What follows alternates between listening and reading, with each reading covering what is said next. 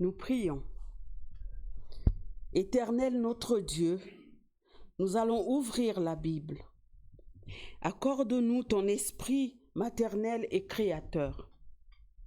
Que ces mots anciens te révèlent aujourd'hui, à nous qui désirons vivre en disciples de Jésus, le Christ notre frère.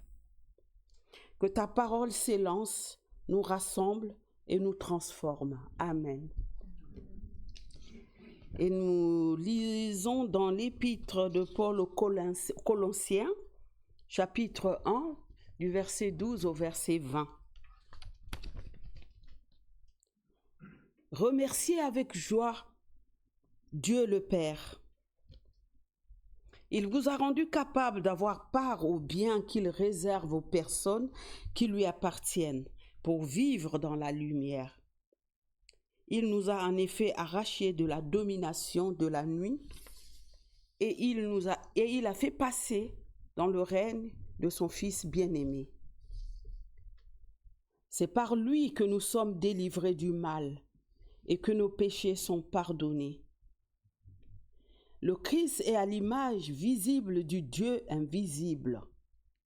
Il est le Fils premier-né supérieur à tout ce qui a été créé. Car c'est par lui que Dieu a tout créé dans les cieux et sur la terre.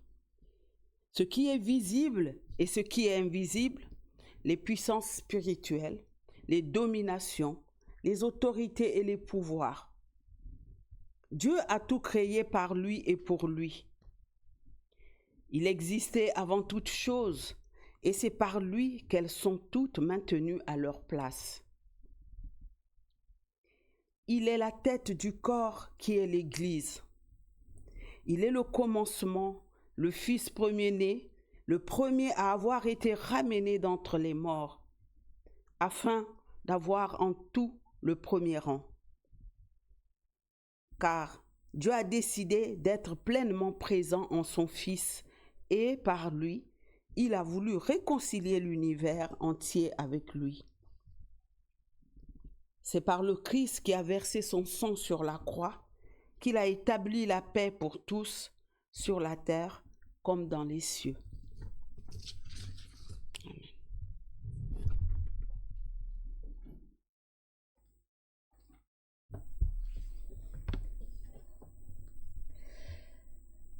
En voilà un texte qui met Jésus au centre. Ça peut sembler anecdotique, évident de mettre Jésus autant au centre lorsque nous sommes chrétiens, mais le texte le fait tout de même de manière assez forte, voire de manière polémique. Mais ça, j'y reviendrai un peu plus tard. C'est un avant-goût. Il nous est dit dans le texte que le Christ est l'image visible du Dieu invisible. Et c'est sans doute un peu troublant pour nous, protestants si attachés au fait de ne pas avoir besoin d'images, de représentations visuelles pour prier. Le protestantisme est même réputé pour être contre les images. Il n'y a qu'à voir nos lieux de culte. Celui-ci, mais également d'autres, une croix nue, une Bible ouverte, parfois 1 ou 2 versets bibliques, mais pas d'image. Nous avons bien mérité notre réputation de croyants austères et sobres. Il y a même eu des moments très violents au moment de la réforme protestante au XVIe siècle, avec la destruction d'images et de statues. Les grands réformateurs, dont le protestantisme réformé est issu, Jean Calvin et Ulrich Zwingli, ont incité à la destruction d'images, car ils considéraient que leur adoration était une forme d'idolâtrie, voire même de paganisme. Donc ça a été évidemment très violent. Pourtant, les luthériens sont moins frileux que nous, que les réformés concernant les images, et les églises luthériennes sont bien plus imagées que les temples protestants. Mais du coup, que faire de cette idée que le Christ est l'image visible d'un Dieu invisible ? Est-ce que cela veut dire qu'il faut se concentrer uniquement sur Dieu, sur ce Dieu invisible, et en oublier le Christ qui est une image visible ? Eh bien, comme assez souvent dans mes prédications, je vous propose d'aller voir le texte grec, puisque dans ce verset, le mot image de Jésus-Christ, le Christ est à l'image visible, ce mot image, c'est le grec eikon. Eikon, ça a donné un mot en français qui lui ressemble beaucoup, icône, voilà, tu avais trouvé tout à fait. Le Christ est donc l'icône visible du Dieu invisible. Alors, est-ce qu'il nous faudrait, en bon descendant des réformateurs cités tout à l'heure, détruire cette icône visible qu'est le Christ ? Bon, vous vous doutez bien que ma réponse va être non, mais j'y arrive.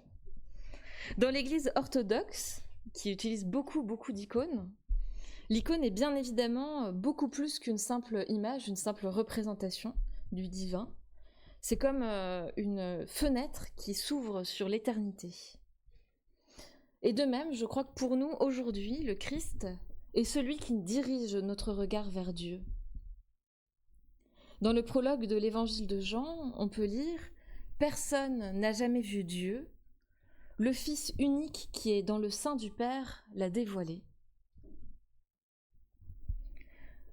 Dans la théologie protestante plus récente, au XXe siècle, c'est avant tout Karl Barth qui a affirmé avec beaucoup de force que seul le Christ nous permet de nous prononcer sur Dieu. Alors si les réformateurs craignaient que les images nous éloignent de Dieu, nous séparent de lui, nous empêchent d'être pleinement en relation avec Dieu, ils avaient peur en somme que les images soient un obstacle, une frontière à notre relation à Dieu. Je crois que ce texte nous dit complètement autre chose de Jésus.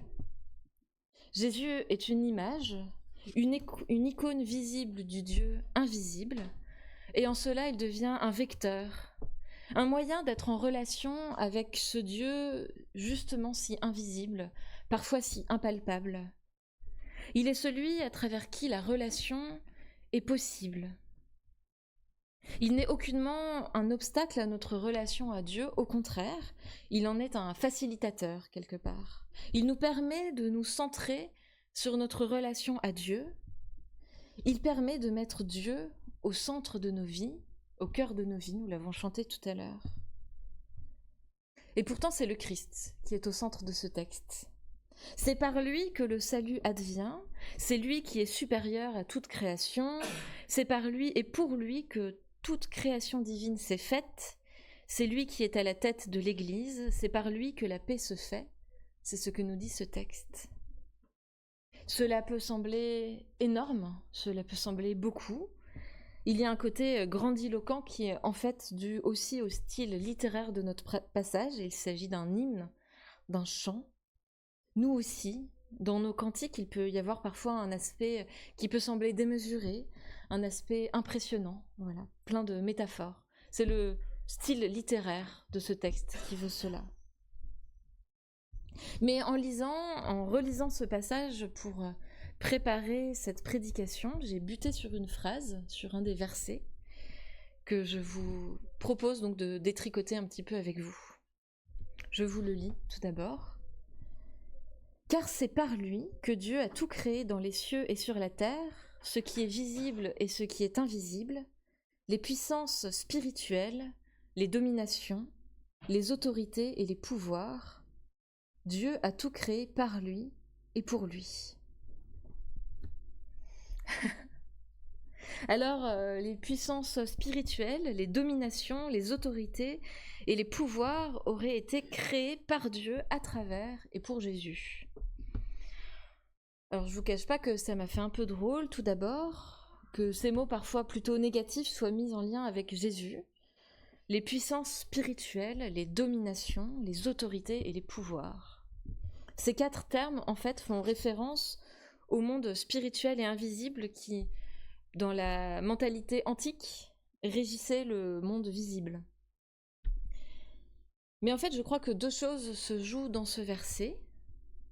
D'abord, il est polémique, c'est le mot que j'utilisais au tout début de ma prédication.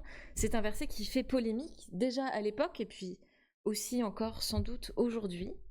Ce verset nous dit que les puissants, ceux qui sont dans les puissances spirituelles, les dominations, les autorités et les pouvoirs, ne peuvent revendiquer d'être vénérés comme Jésus l'est. C'est bien lui qui est au centre, c'est bien lui qui est premier, c'est par lui que les choses adviennent. Et c'est, je crois, aussi un rappel pour nous, lorsque nous sommes tentés, parce que nous le sommes toutes et tous, lorsque nous sommes tentés par l'autorité, par le pouvoir, voire même la domination. Ce sont des choses qui n'ont pas été créées pour nous. Ce ne sont pas des choses qu'il nous faut utiliser. Et ce n'est évidemment pas parce qu'elles existent que le Christ s'en sert pour nous asservir. Voilà, à mettre le Christ au centre, cela nous remet nous aussi les idées en place, cela nous remet nous aussi à notre place. Les envies de grandeur, les volontés de prise de pouvoir les uns sur les autres, eh bien ce n'est pas pour nous. Oui, le texte nous le rappelle à plusieurs reprises, le premier-né, c'est Jésus. Premier-né, en grec, cela se dit proton tokoi, et au sens figuré, cela signifie le premier, voire même le chef. Et cela rejoint la question du droit d'aînesse dans la tradition biblique. Le fils aîné, première vigueur du père, était l'héritier. Le terme est employé pour décrire la relation particulière entre Dieu et le peuple d'Israël dans la Bible. Le droit d'aînesse est quelque chose de particulièrement précieux dans la Bible. On connaît bien l'histoire du conflit entre Jacob et Ésaü qui est créé par ce droit d'aînesse tant voulu. Jésus est le premier-né. C'est donc lui l'héritier direct de Dieu, celui qui aura d'une certaine manière à son tour le pouvoir. Mais il est le premier, il n'est pas le seul né. Nous sommes, nous, ses sœurs et ses frères, et nous avons droit à la plénitude en lui. Oui, Jésus tient le monde, mais surtout, en lui, nous avons la paix. Et c'est aussi cela, ne pas avoir accès à la puissance et à la domination les uns sur les autres, avoir la paix. Jésus premier-né, premier en tout, ce qui nous permet de nous mettre à sa suite, sans possibilité de le dépasser, sans possibilité donc d'avoir des ambitions destructrices. Et pour conclure, je vous propose de relire ces deux versets de ce texte quand même un peu compliqué, ces deux versets pour nous accompagner chaque jour de notre vie. C'est par lui que nous sommes délivrés du mal et que nos péchés sont pardonnés. C'est par le Christ qui a versé son sang sur la croix qu'il a établi la paix pour tous, sur la terre comme dans les cieux. Amen.